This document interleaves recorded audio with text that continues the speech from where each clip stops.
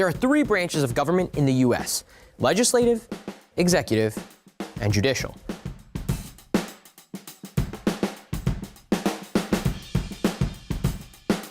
The president heads the executive branch and has unique powers, including executive orders, vetoes, appointing federal judges, and appointing the heads of federal agencies, also known as the president's cabinet. He also acts as the commander-in-chief of the military. The cabinet, itself part of the executive branch, also acts as an advisory board to the president, with the chief executive of each agency, mostly known as the secretary of their department. But the president doesn't have absolute power to make these appointments. The Senate must vote to confirm the president's appointees, one example of the checks and balances at work. Cabinet members also make up part of the presidential line of succession in the event that the current president becomes incapacitated, resigns, dies, or is removed from office. First in line is the vice president, then the Speaker of the House, and then the Senate president pro tempore.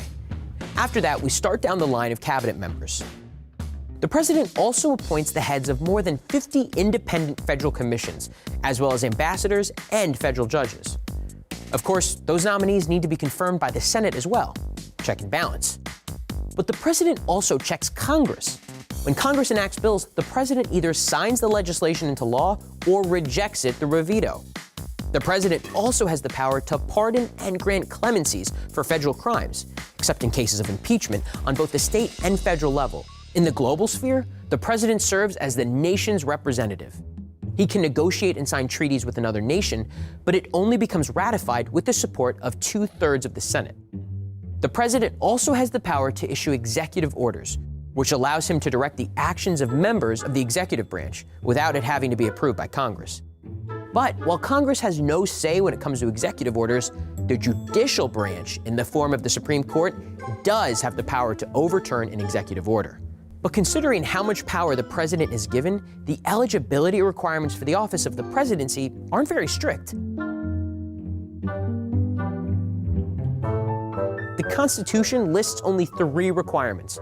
The president must be 35 years of age, a natural-born citizen, and must have lived in the United States for at least 14 years. Presidents are limited to 2 4-year terms, as stipulated by the 22nd Amendment, ratified in 1951.